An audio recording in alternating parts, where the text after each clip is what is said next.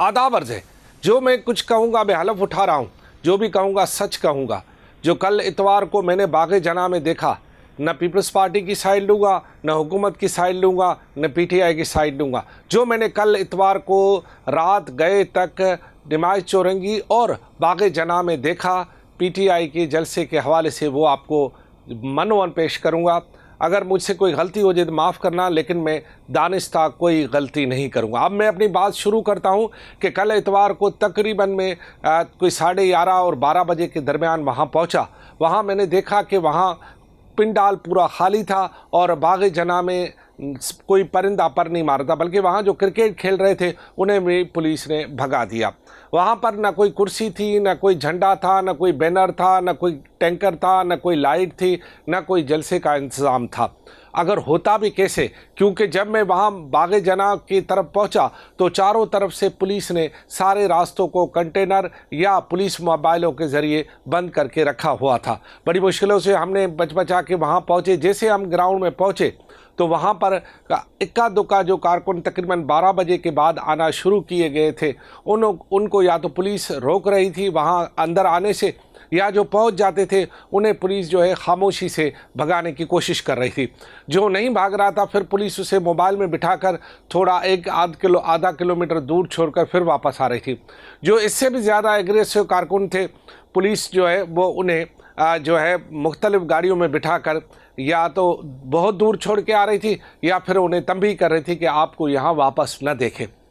ऐसी सूरत हाल में हुआ यूँ कि जब कोई कारकुन ही अंदर नहीं आ सकता तो फिर कंटेनर कैसे अंदर आता, फिर लाइटें कैसे अंदर आती, फिर जो है वो झंडे कैसे अंदर आते, बैनर कैसे अंदर आते, कुर्सियाँ कैसे अंदर आती, जो गालीचे हैं वो कैसे अंदर आते, सहाफ़ियों की जो DSNG है वो तो वहाँ पहुँच गई, फिर बाकी जो सामान जो कि जलसे के लिए लाजमी होता है वो कैसे अंदर आता। तो इससे सुबह ही मालूम हो गया था कि इस ग्राउंड पे तो जलसा नहीं होगा।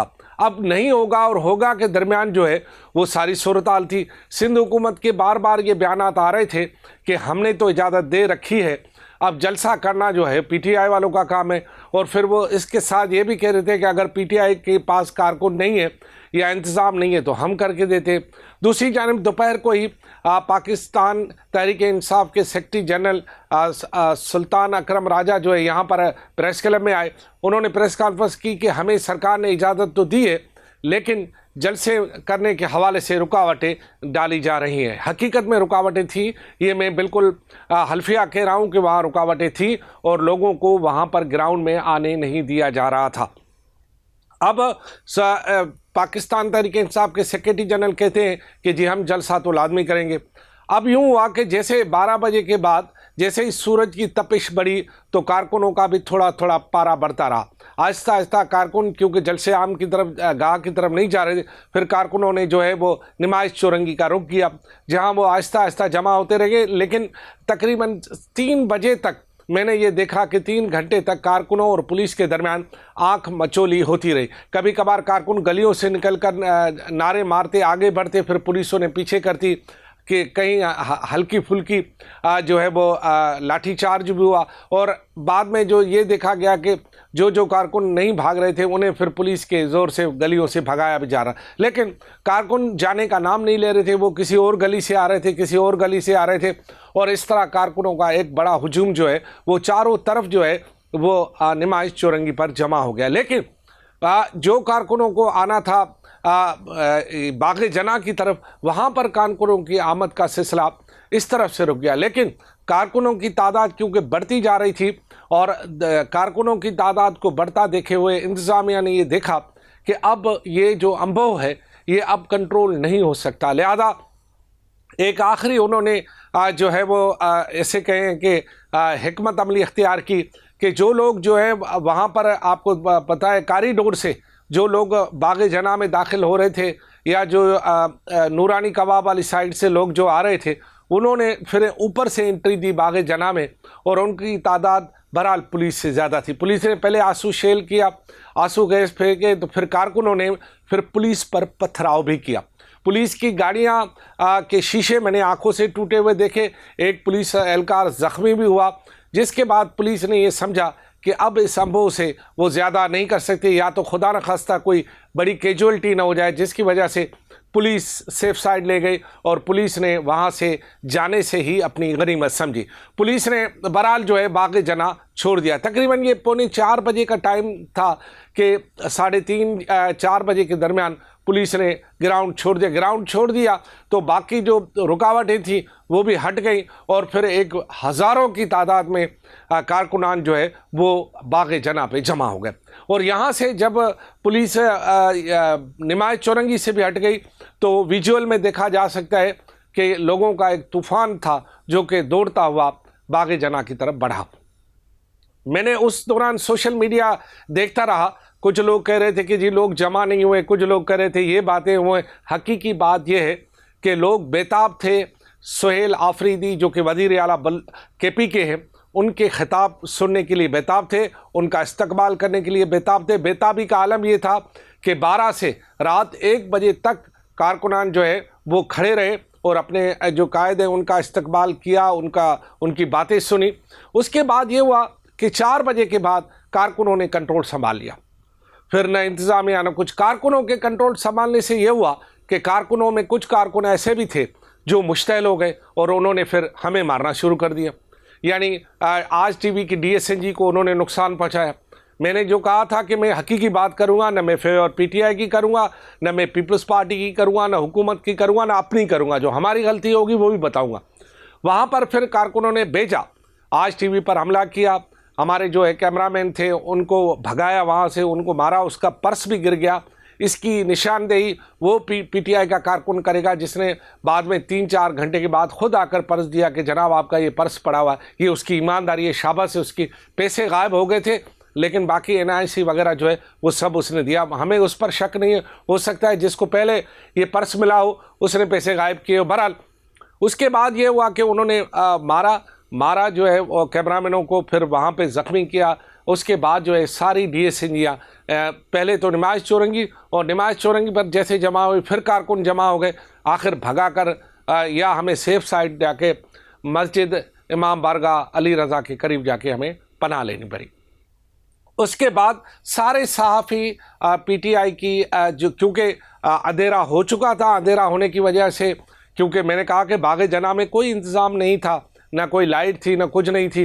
कुछ कारकुन जो थे वो वहाँ पर जो है आग जलाकर थोड़ा बहुत हाथों को सेक कर वहाँ बैठे हुए थे और इंतज़ार कर रहे थे। लेकिन अमूमी तौर पर ये अंधेरा होने के बाद जो है तकरीबन 7 बजे के करीब पूरा पंडाल खाली हो गया, क्योंकि वहाँ कुछ भी नहीं था। सब के सब कारकुनान जो है वो यहाँ पर निमाज चौरंगी की तरफ आ गए। निमाज चौरंगी के बाद आने के बाद वहाँ पर रात गए तक सब खड़े हुए, वही नारे लगाते रहे, वही इस्तेमाल करते रहे, वही उन्होंने सुहेल आफरीदी का ख़िताब सुना और सारी सूरत-हाल ये हुई। जो हुआ वो मैंने बताया। लेकिन अब इस पूरी सूरत-हाल का अगर सियासी तज्ज़िया किया जाए तो वो बहुत ही डिफरेंट होगा। मेरा ख्याल है कि अगर MQM पाकिस्तान अपनी लीडरशिप के सिवा इतना बड़ा जलसा नहीं कर सकती थी बाग़ जना में। और मेरा ये भी ख्याल है कि पाकिस्तान पीपल्स पार्टी बिलावल भुट्टो जरदारी, आसिफ अली जरदारी या आसवा भुट्टो के सिवा इतना बड़ा जलसा इस बाग़ जना में नहीं कर सकती थी, या जितने लोग PTI के कारकुन या हमदर्द आए थे। मैंने जो आंखों से देखा कि अगर जलसे आम की इजाज़त दी जाती तो मेरे ख्याल में इमरान खान के सिवा, यानी बानी PTI के सिवा, यानी माइनस बानी PTI, सुहेल आफरीदी जो कि वज़ीर आला KP के हैं या बाकी जो इनकी क़यादत है उसके होते हुए यानी माइनस, आप समझे ना, माइनस के सिवा यानी लीडरशिप के सिवा PTI का ये सबसे बड़ा कराची में एक तारीख़ी जलसा हो सकता था अगर उनको मुकम्मल तौर पर इजाज़त दी जाती, जो कि कागज़ी तौर पर इजाज़त थी, ज़िबानी तौर पर इजाज़त थी, लफ्ज़ी तौर पर इजाज़त थी, अमली तौर पर इजाज़त नहीं थी। ये इसको अगर आप यूँ कहा जाए कि आपको जलसा करने की इजाज़त है लेकिन जलसा करने नहीं देंगे, और हुआ भी ऐसा ही। इजाज़त थी लेकिन करने नहीं दिया गया। ये एक हकीकत है, ये पूरी हकीकत आलम आश्कार है। तमाम इदारे वहाँ खड़े थे, सब नोट कर रहे थे। लेकिन क्योंकि हिकमत अमली थी कि जलसे की इजाज़त देनी भी है और जलसा करने भी नहीं देना, इसमें इंतज़ामिया या पीपल्स पार्टी या जो भी थे या जिन्होंने ये डिज़ाइन किया था वो उसमें तो कामयाब हो गए कि जलसा करने नहीं दिया। लेकिन जो अगर जलसा करने देते तो फिर आपको पता है कि उसके फिर और नताज होते। अगर जलसा करने देते तो आलमी मीडिया आ जाती, अगर जलसा करने देते तो तमाम मीडिया लाइव होता, अगर जलसा करने देते तो फिर पीटीआई ये साबित करती कि कराची आज भी पीटीआई का गढ़ है और शायद उनके हिसाब से रहेगा। बहरहाल उन्होंने अपना पावर शो फिर जो है वो दूसरे तरीके से किया, जिससे ये अंदाज़ा लगाया जा सकता है कि पीटीआई का कारकुन कितना जो है वो सियासी तौर पर एक प्यासा है और उसे प्यास बहुत है अपनी पार्टी से लगाव की और पार्टी के एहतजाज में शामिल होने की, जलसे होने की, क्योंकि ये सारा मामला जो है इलेक्शन और 9 मई के बाद पहली मरतबा हमें देखने में कराची में आया।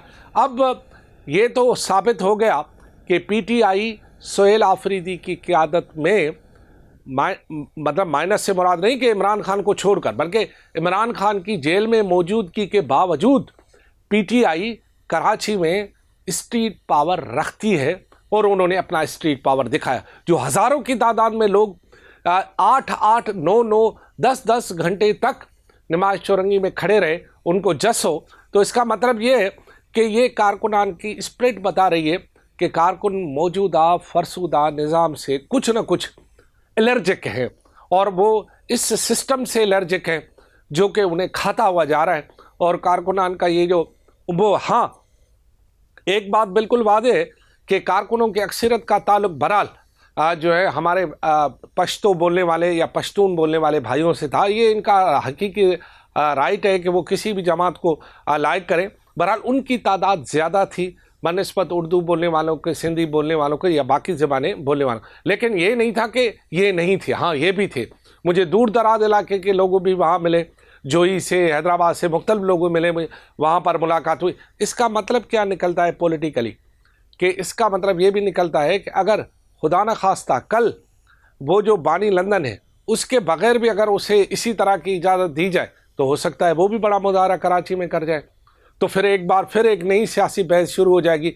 बहरहाल कल के सोहेल आफरीदी की आमद, 3 दिन यहाँ रहना और जो नमाज चौरंगी पर उनका शो और कारकुनान का मौजूद रहना, इससे ये बात साबित होती है कि पीटीआई पाकिस्तान तहरीक इंसाफ कराची से ख़त्म नहीं हुई। उसको इस तरह ख़त्म नहीं किया जा सकता जिस तरह की वो कारकुन, ये तो मेरे ख्याल में सख्त, थोड़े पठान सख्त दिल और सख्त जान भी होते हैं, उनके लिए इतना इशू नहीं था। बहरहाल आगे चलकर बात जो मुझे अहम बतानी है वो ये बतानी है कि क्या 8 तारीख को जो पीटीआई ने कॉल दी है, क्या वो कराची में ऐसे ही गुजर जाएगी? क्या 8 तारीख को कोई जुलूस नहीं निकलेगा?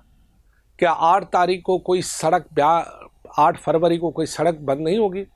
क्या 8 तारीख को पुलिस और कारकुनों में कोई झड़पें नहीं होंगी? क्या 8 तारीख जो बाकी मुल्क में उन्होंने जो है आईन तहफ़्फ़ुज़ पाकिस्तान और पीटीआई ने जो एहतजाज की कॉल दी है, पहिया जाम, क्या कहीं पहिया नहीं रुकेगा? ये बहुत अहम सवाल है, क्योंकि बहरहाल एक कारकुनों को चार्ज तो कर गया है सोहेल आफरीदी का ये दौरा, और ये चार्जिंग जो है बहरहाल एक बैटरी में जो है पानी डलता है ना जैसे, और फिर वो ज़्यादा चार्जिंग होती है और ज़्यादा पावर दिखाती है, तो बैटरी में पानी तो डल गया।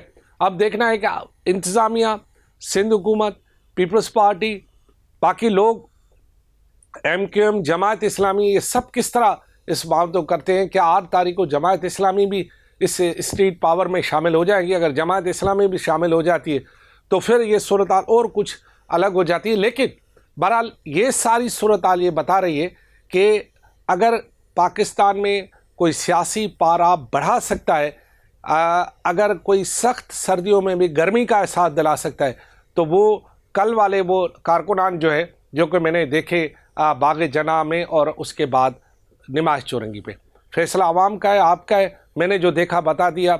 अगर कोई गलती हुई हो या आप समझ रहे हैं मैं किसी की साइड ले रहा हूँ, तो मैं पेशगी जो है माजरत करता हूँ। खुदा हाफिज़।